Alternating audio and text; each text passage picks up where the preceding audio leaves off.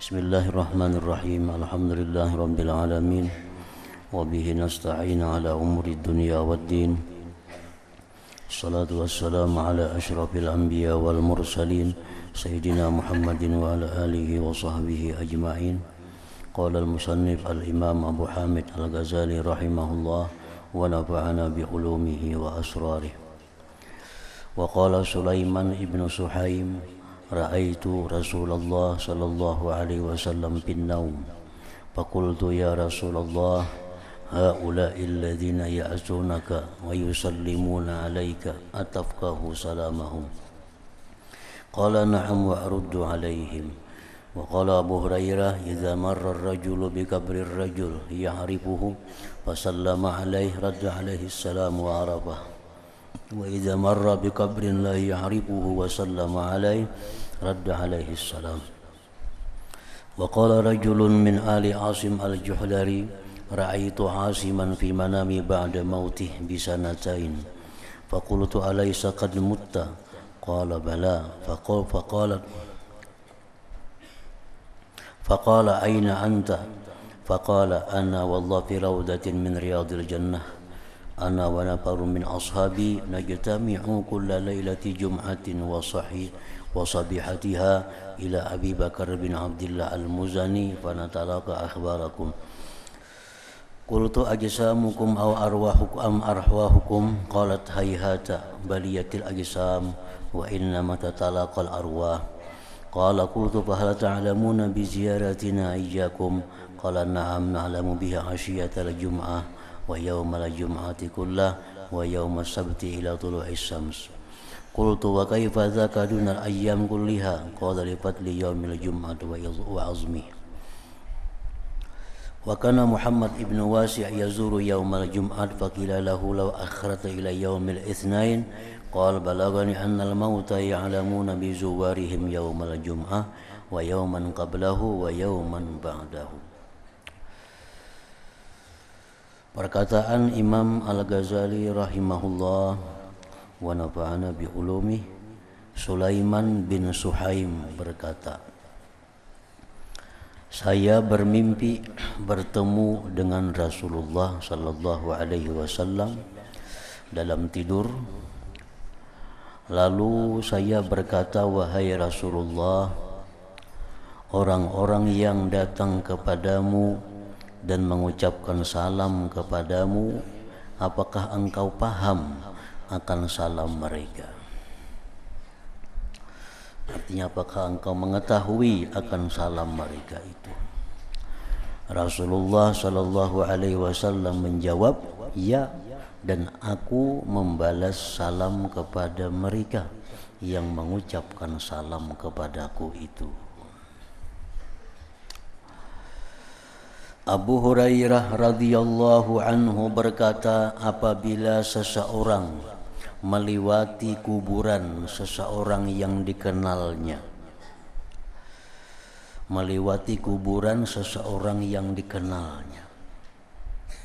lalu ia mengucapkan salam kepadanya, niscaya orang itu yang dikubur membalas salam kepadanya dan mengenalnya bahwa ini salam dari kawanku Fulan bin Fulan, atau dari dangsanakku, atau dari anakku. Dan apabila melewati kuburan yang tidak dikenalnya dan ia mengucapkan salam kepadanya, maka orang itu membalas salam kepadanya. Artinya nang dalam dunia kita patuh, kita kenal, sampai dalam kubur pun dia kenal kepada kita.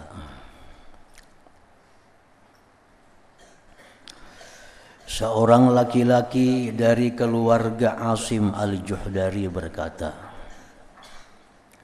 saya bermimpi bertemu dengan Asim dalam tidurku setelah 2 tahun ia meninggal dunia. Lalu saya bertanya, bukankah kamu telah meninggal dunia? Asim menjawab, iya. Lalu saya bertanya, di mana kamu? Maka Asim menjawab, saya demi Allah dalam taman dari taman-taman surga. Saya dan rombongan dari sahabat-sahabatku berkumpul setiap malam Jumat dan paginya ke tempat Abu Bakar bin Abdullah Al-Muzani. Lalu kami menerima berita-berita darimu. Saya bertanya, jasadmu atau roh-rohmu? Maka Asim menjawab, alangkah jauh, jasad telah hancur dan sesungguhnya hanya roh-roh yang bertemu.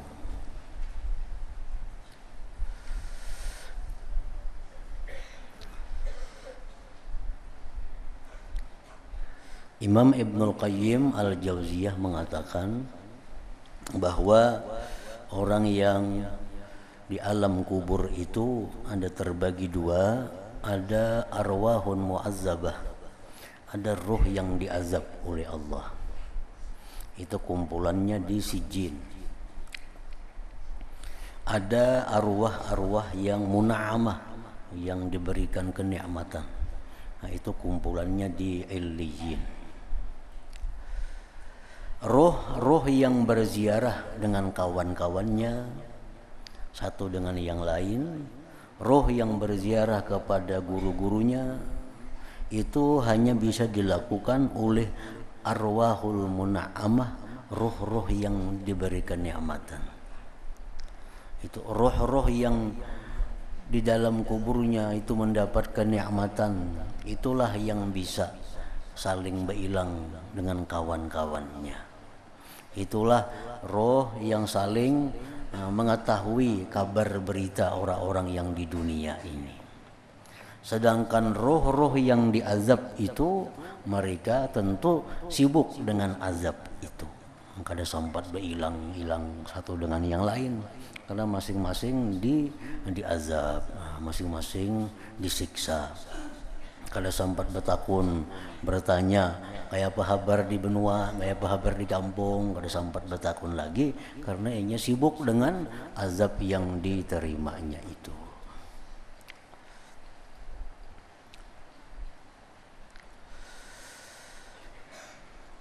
Keluarga Asim terus berkata, saya bertanya kepada Asim yang telah meninggal dunia itu dalam mimpi tadi, apakah kamu mengetahui dengan ziarah kami kepadamu?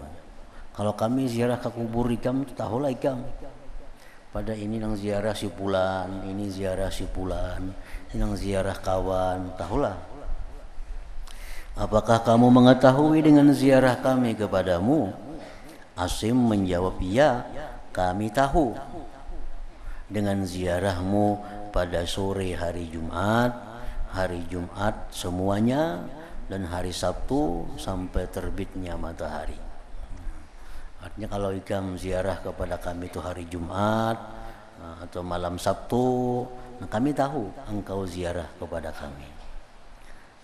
Kalau kada hari itu paling-paling hanya menerima kabar, tadi si fulan ada ziarah sini, tadi si fulan ada ziarah sini. Tapi kalau hari Jumat, malam Sabtu kita ziarah kubur, itu langsung dia mengetahui bahwa ini adalah sahabatku datang ziarah kepadaku, ini anakku ziarah kepadaku. Nah, saya bertanya, bagaimana demikian tidak hari-hari semuanya? Kenapa kada semingguan? Maka hari itu aja nang tahu. Asim menjawab, karena keutamaan hari Jumat dan keagungannya itu. Nah, itu termasuk di antara kelebihan atau fadilat hari Jumat, di mana orang yang dikubur mengenal langsung, mendengar langsung orang-orang yang ziarah kepadanya. Nah, maka oleh karena itu disunatkan ziarah itu hari Jumat atau malam Sabtu atau malam Jumat, itu masih disunatkan. Muhammad bin Wasi' berziarah pada hari Jumat. Maksudin artinya kalau ziarah hari Jumat. Lalu dikatakan kepadanya, jikalau kamu tunda sampai hari Isnin, nah jaka hari Senayan pang ziarah kada usah hari Jumat nih. Ia menjawab, telah sampai kepadaku kabar bahwa orang-orang yang telah meninggal dunia mengetahui para penziarahnya pada hari Jumat, hari sebelumnya dan hari sesudahnya. Kamis, Jumat, Sabtu. Nah, itu kalau kita ziarah kubur, nah itu nang dikubur ada orangnya. Nah, sehingga bisa mengenali langsung penziarahnya itu. Ad-Dhahhak berkata, barang siapa berziarah ke kubur, berziarah ke kubur sebelum terbit matahari pada hari Sabtu, maka orang yang meninggal itu mengetahui ziarahnya. Ditanyakan bagaimana demikian, Ad-Dhahhak menjawab karena kedudukan hari Jumat itu, karena kemuliaan hari Jumat. Artinya hari Jumat itu hari yang memang dijadikan untuk hari akhirat. Hari Jumat itu adalah hari akhirat, hari yang paling mulia di antara segala hari di dalam dunia ini. Bishr bin Mansur berkata, ketika zaman ta'un, zaman wabah, maka seorang laki-laki pulang pergi ke kuburan. Ia menghadiri salat jenazah. Zaman ta'un, zaman wabah penyakit ta'un, setiap hari ada orang mati karena penyakit itu. Lalu si laki-laki ini tiap hari umpat sembahyang jenazah. Lalu apabila sore hari, maka ia berdiri di pintu kuburan. Laki-laki tadi bila sore hari dia berdiri di pintu kuburan serta mengatakan, mudah-mudahan Allah menjinakkan keliaran kalian. Kan orang dalam kubur itu liar, artinya kada tenang, karena bukan tempat yang dikenal biasanya dalam dunia. Begitu masuk kubur, jelas ini akan merasa liar, kada terbiasa. Semoga Allah menjinakkan keliaran kalian, merahmati keasingan kalian, memaafkan kesalahan-kesalahan kalian, dan Allah menerima amal-amal kebaikan kalian. Ia tidak menambah atas kata-kata ini. Setiap hari bila habis sembahyang jenazah, menguburakan orang mati, nya berdiri di muka kuburan itu, dia doakan yang dikubur tadi mudahan dapat rahmat, mudahan dia maafkan Allah kesalahannya, mudahan diterima Allah kebaikan-kebaikannya. Hanya kalimat-kalimat itu. Artinya kadang membaca Fatihah, kadang membaca Yasin, kadang membaca tahlil di kubur, cuma itu aja. Berdiri di muka kubur, ya Allah rahmatilah orang yang dikubur ini, maafkan kesalahan-kesalahannya, terimalah amal kebaikannya. Ia tidak menambah atas kata-kata ini. Laki-laki itu berkata, lalu pada suatu hari, pada suatu malam, saya kembali pulang ke keluargaku dan saya tidak datang ke kuburan. Satu hari habis menyembayangkan jenazah, bulik langsung ke rumah, kada ke kuburan, sebagaimana yang aku berdoa. Lalu pada sore hari, pada suatu malam, saya kembali pulang ke keluargaku dan saya tidak datang ke kuburan, lalu berdoa sebagaimana yang aku berdoa. Malam itu langsung bulik ke rumah aja, kada singgah ke kuburan, kada berdoa di sana. Maka pada waktu saya tidur, tiba-tiba saya melihat orang banyak telah datang kepadaku. Dimimpiakan Tuhan malam itu, banyak orang datangan. Lalu saya bertanya, siapa kalian dan apa keperluan kalian? Nah, siapa kalian ini dan apa urusan datang ke sini? Mereka menjawab, kami adalah penghuni kuburan. Kami ini iya orang-orang dalam kubur tuh. Saya bertanya, apa yang membawa kalian datang? Ada apa garang datang ke sini? Mereka menjawab, sesungguhnya kamu telah membiasakan kami menerima hadiah darimu ketika pulangmu kepada keluargamu. Kami ini biasa menerima hadiah dari ikam nih. Saya bertanya, apa hadiah itu? Mereka menjawab, doa-doa yang kamu doakan untuk kami dengannya. Doa-doa itu rupanya diterima oleh Allah, doa itu dikabulkan Allah, sehingga orang yang dalam kubur itu mendapat kenyamanan dengan datangnya rahmat Allah kepada yang dalam kubur tadi. Saya berkata, sesungguhnya aku akan kembali kepada yang demikian. Maka saya tidak meninggalkan doa-doa sesudah yang demikian itu. Habis kejadian mimpi itu, tiap hari menyempatkan diri ke kuburan. Hanya sekadar untuk mendoakan, ya Allah berikan rahmat kepada mereka ini, maafkanlah segala kesalahannya dan terimalah segala amal kebaikannya.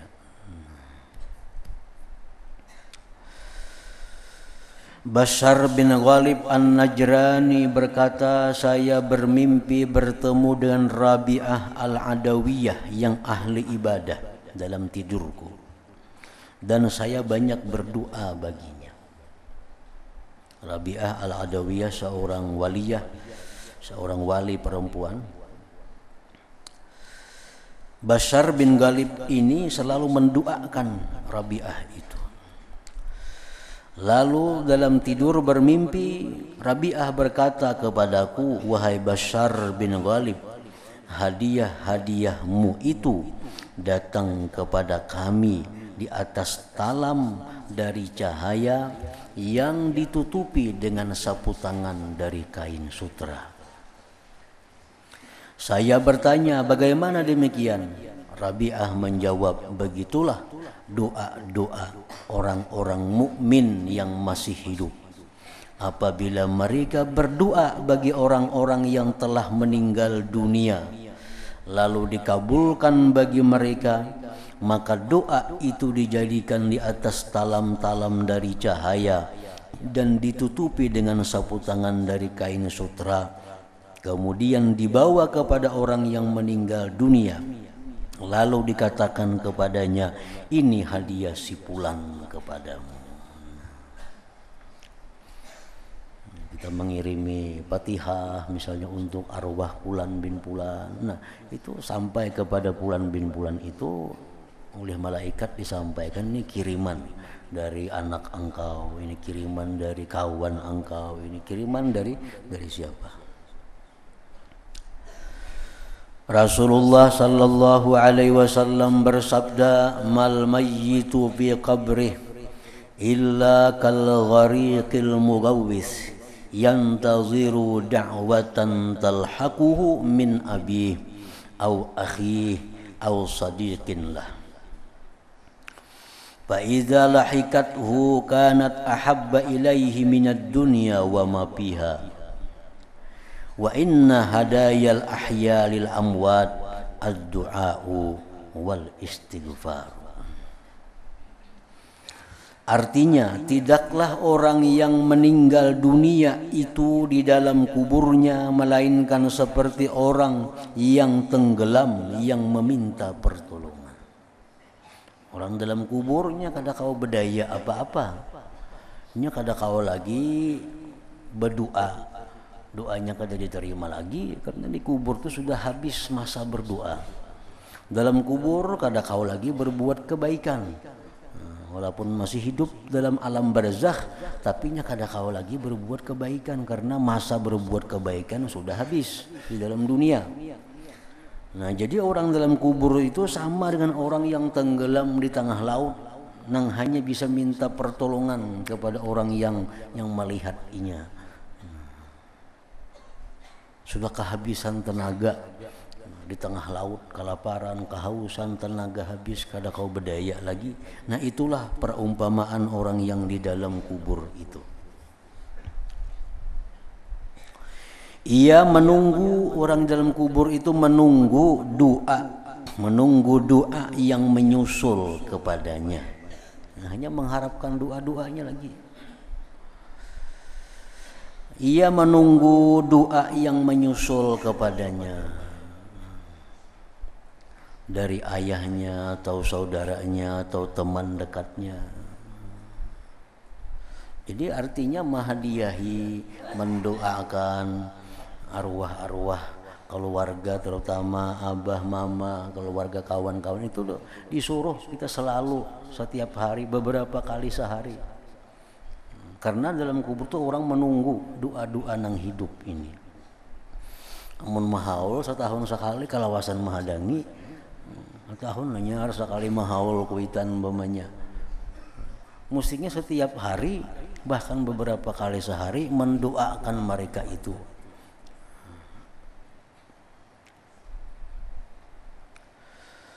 Ia menunggu doa yang menyusul kepadanya dari ayahnya atau saudaranya atau teman dekatnya. Maka apabila doa telah menyusulnya, maka doa itu lebih ia sukai daripada dunia dan isinya. Dan sesungguhnya hadiah-hadiah orang yang hidup kepada orang-orang yang telah meninggal dunia adalah doa dan istighfar. Doa dan istighfar. Misalnya kayak apa? Allahumma ghufir. Allahumma ghufir, ya Allah ampuni si Fulan bin Fulan, kawan kita, punya orang tua kita. Allahumma ghufir li wali walidayya, ampuni ya Allah hambaku, hambamu dan kedua orang tua. Nah tuh, itu yang ditunggu-tunggu oleh orang dalam kubur, doa si anak terhadap mereka. Allahumma ghufirli wali walidayya warhamhuma, berikan rahmat kepada mereka. Nah itu selalu ditunggu oleh mereka.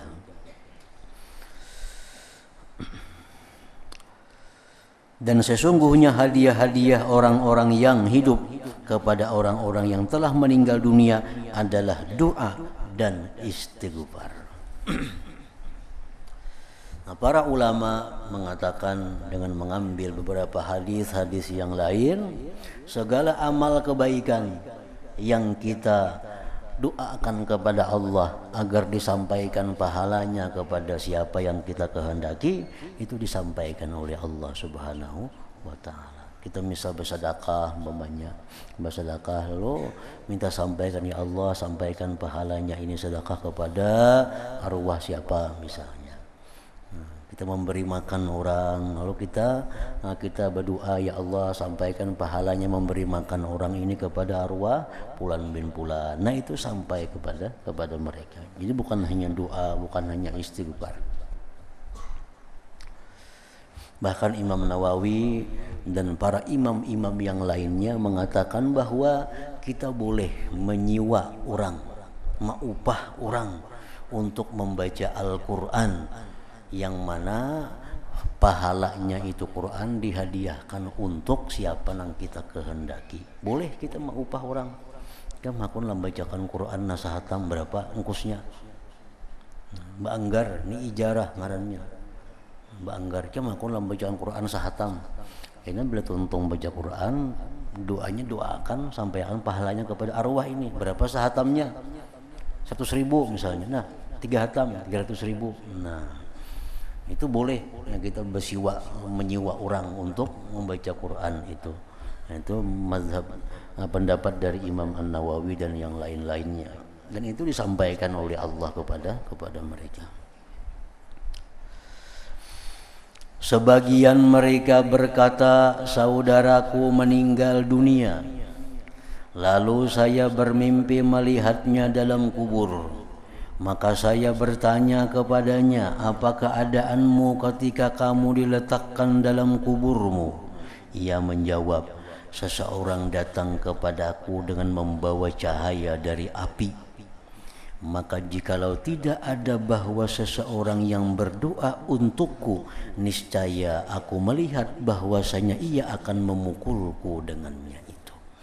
Nah, jadi doa-doa yang kita sampaikan itu kepada orang-orang mati itu akan meringankan mereka, bahkan bisa menyelamatkan mereka dari azab Allah. Karena inilah disunnatkan menalkin orang yang meninggal dunia setelah dikebumikan dan berdoa baginya. Sa'id bin Abdullah Al-Azdi berkata, saya menyaksikan Abu Umamah Al-Bahili dan ia berada dalam nazar, dalam sakit yang mendekati kematian. Dalam nazar artinya sakit yang mendekati kematian. Maka Abu Umamah itu berkata, wahai Sa'id, apabila saya meninggal dunia, maka perbuatlah denganku sebagaimana yang diperintahkan Rasulullah sallallahu alaihi wasallam. Beliau bersabda, idza mata ahadukum fasawaitum alaihi turaba falyakum ahadukum ala ra'si qabri thumma yaqul ya fulan ibnu fulana fa innahu yasma'u wa la yujib. Summal yaqul ya fulan ibna fulanah as-saniyah fa innahu yastawi qa'ida. Summal yaqul ya fulan bin fulanah as-salisah fa innahu yaqul arsyidna yarhamukallah walakin la tasma'un. Fa yaqulu lahu uzkur ma kharajta minad dunya syahadatu an la ilaha illallah wa anna muhammadar rasulullah wa annaka radita billahi rabba wa bil islami dina wa bi muhammadin sallallahu alaihi wasallam nabiyya wa bil qur'ani imama. Fa inna munkaran wa nakira yata'akharu kullu wahidin minhuma fayaqul intalik bina ma yuqiduna inda hadza wa qad luqina hujjatah wa yakunu Allah azza wa jalla hajijahu dunahuma. Artinya, apabila seseorang dari kamu meninggal dunia, ujar Nabi nih, lalu kamu meratakan tanah atasnya, dikubur, diratakan tanahnya, maka hendaklah salah seorang dari kamu berdiri di atas kepala kuburnya. Artinya berduduk atau berdiri di hadapan wajah si mayit itu. Artinya tukang talqin ini tentu membelakangi kiblat. Si tukang talqin ini membelakangi kiblat, menghadap wajah mayit yang dikubur itu. Karena wajah mayit kan menghadap kiblat. Namun kita menghadap wajah mayit berarti kita membelakangi kiblat. Kemudian berkata seseorang nang di atas kubur nih, wahai fulan bin fulanah. Karena jar Nabi sesungguhnya ia mendengar. Dalam kubur ini mendengar tuh. Kita sebut namanya wahai fulan bin fulanah. Ia mendengar dan tidak dapat menjawab. Cuma kada kau menjawab, mendengar aja. Kemudian hendaklah ia berkata, wahai fulan bin fulanah, yang kedua kalinya. Maka sesungguhnya ia duduk. Kemudian ia berkata, wahai fulan bin fulanah, yang ketiga kalinya. Sesungguhnya orang yang meninggal dunia itu berkata, berilah kami petunjuk. Cuma kita kadang mendengar dalam kubur itu. Ujarnya, berilah kami petunjuk. Mudah-mudahan Allah merahmatimu. Tetapi kamu tidak mendengar, ujar Nabi, suara yang di dalam kubur itu. Lalu orang itu berkata kepada orang yang meninggal dunia, ingatlah apa yang kamu keluar atasnya dari dunia, yaitu syahadat persaksian bahwa tidak ada Tuhan selain Allah dan bahwasanya Muhammad utusan Allah, dan bahwa kamu ridha Allah sebagai Tuhan, Islam sebagai agama, Muhammad sallallahu alaihi wasallam sebagai nabi, dan Al-Qur'an sebagai imam. Ini yang mengatakan, ikam ingatlah waktu ikam mati itu, ikam ini beragama Islam kalau.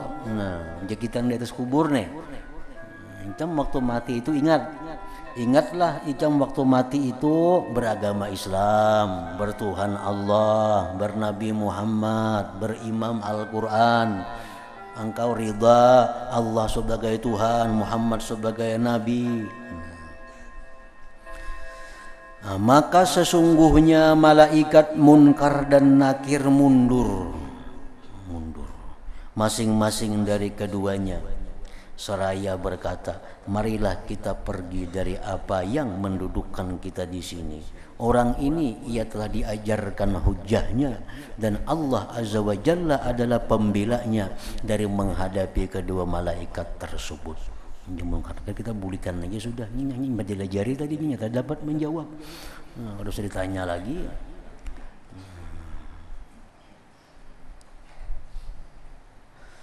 Lalu seorang laki-laki bertanya, wahai Rasulullah, kalau tidak diketahui nama ibunya,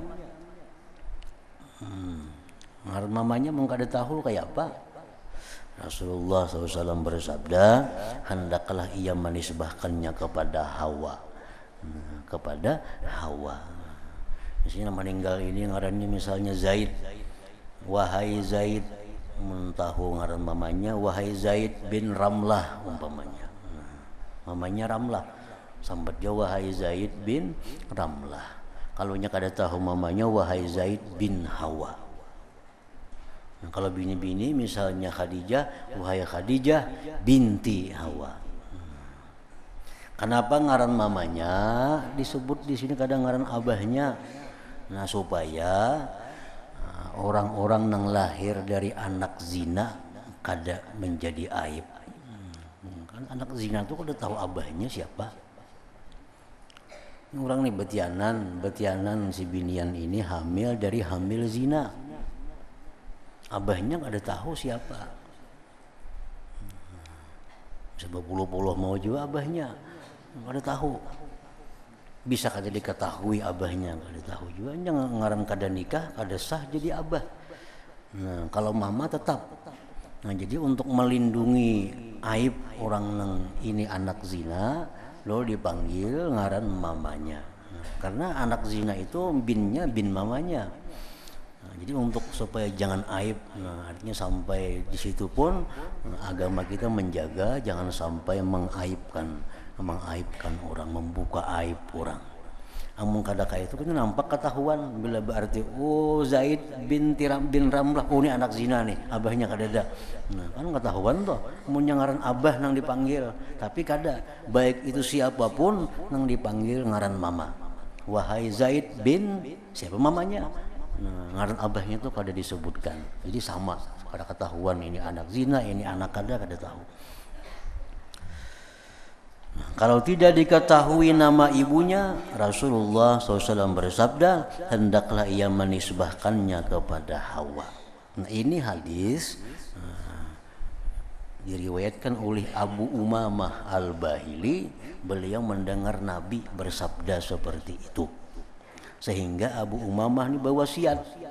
Nah, mengatakan akhirnya bila aku mati, aku dikubur. Nah, ada orang yang mengingatkan aku seperti ini karena aku mendengar Nabi demikian. Nah, hadis ini, kedudukannya hadis ini di dalam ilmu hadis adalah dhaif. Dhaif itu artinya lemah hadisnya. Hadisnya lemah, kada sahih. Nah, oleh karena itu sebahagian kaum muslimin kada mengamalkan hadis ini. Lalu inya mati kada mau betalkin. Mati dikubur, ceramah habis kisah.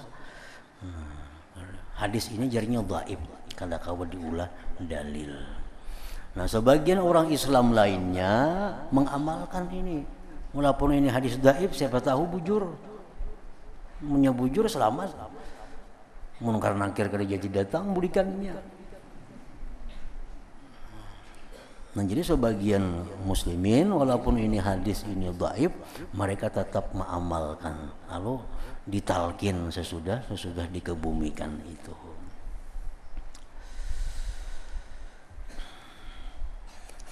Dan tidak mengapa membaca Al-Quran di atas kuburan. Tidak mengapa membaca Al-Quran di atas kuburan.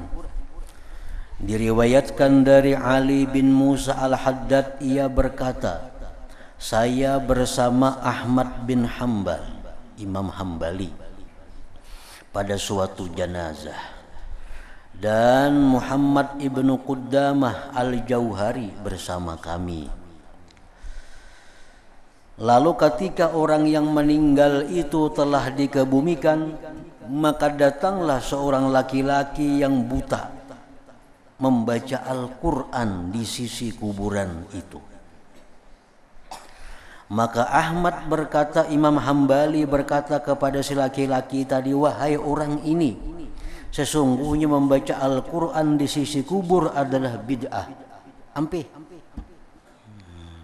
Jangan baca kubur, jangan baca Quran di pekuburan. Itu bid'ah. Ujar Imam Hambali tadi. Lalu ketika kami keluar dari kuburan, maka Muhammad bin Qudamah bertanya kepada Ahmad Imam Hambali, wahai Abu Abdillah, itu panggilan Imam Hambali, apa pendapatmu tentang Mubashir bin Ismail Al-Halabi? Pian tahulah lawan Imam Mubashir bin Ismail Al-Hambali. Imam Ahmad menjawab, orang yang dapat dipercaya. Itu orang alim, itu orang yang dapat dipercaya. Ahmad bertanya, apakah kamu menulis sesuatu daripadanya? Artinya kemana belajar sampat lawan sidin itu? Muhammad bin Qudamah menjawab, iya. Muhammad bin Qudamah terus berkata, mengkhabarkan kepadaku, mengajarkan kepadaku Mubashir bin Ismail dari Abdurrahman ibn Ala ibn Lajlaj dari ayahnya bahwasanya ia telah mendengar berwasiat apabila ia telah dikebumikan agar dibacakan di sisi kepalanya akan pembukaan surat Fatihah dan akhirnya, suratul Baqarah dan akhirnya. Dan ia berkata, saya mendengar bahwa Ibnu Umar berwasiat dengan demikian. Lalu Ahmad berkata kepada Muhammad bin Qudamah, kembalilah kepada laki-laki nang kusuruh ampih baca Quran tidak ditangi. Buliki. Kembalilah kepada laki-laki itu dan katakanlah kepadanya agar ia terus membaca Al-Quran. Tadi aku melarangnya baca Quran, aku katakan bid'ah karena aku belum dapat ada kabarnya, belum dapat ada hadisnya. Sekarang sudah dapat bahwa Ibnu Umar pun berwasiat bila mati agar dibacakan Al-Quran di kuburnya. Nah, maka panggil laki-laki buta tadi, suruh dia kembali baca Quran di kubur itu. Kalau membaca Al-Quran, nah di pakuburan itu walaupun kada berdoa imbahnya, walaupun kada ada niat apa-apa sebelumnya, baca Quran di kubur itu sudah mendatangkan rahmat kepada orang-orang yang di dalam kubur.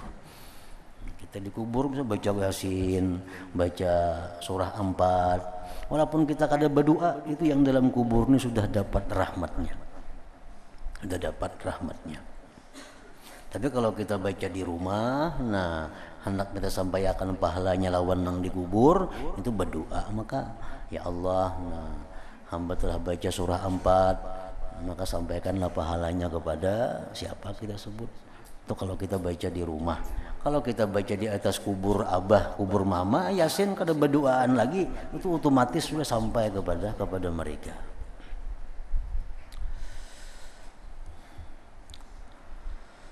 Muhammad bin Ahmad Al-Marwazi berkata, saya mendengar Ahmad bin Hanbal berkata, Imam Hambali tadi, nah, apabila kamu masuk ke kuburan, maka bacalah surat Fatihah dan surah Al-Mu'awwidzatain, surah Al-Falaq dan surat An-Nas dan Qul Huwallahu Ahad.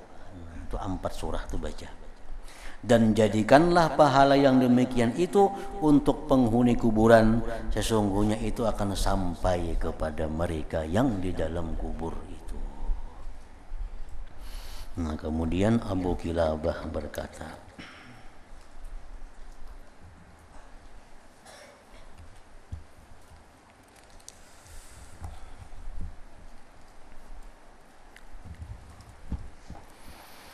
أفضل الذكر فاعلم أنه لا إله إلا الله محمد رسول الله لا إله إلا الله محمد رسول الله لا إله إلا الله محمد رسول الله لا إله إلا الله لا إله إلا الله لا إله إلا الله لا إله إلا الله لا إله إلا الله الله الله الله الله الله الله الله الله الله الله الله الله الله الله الله الله الله لا إله إلا الله محمد رسول الله لا إله إلا الله محمد رسول الله لا إله إلا الله محمد رسول الله لا إله إلا الله الفاتحة. إياك نعبد وإياك نستعين صراط الذين أنعمت عليهم غير المغضوب عليهم. فيا أيها الراجون منه شفاعة صلوا عليه وسلموا تسليما. اللهم صل وسلم وبارك عليه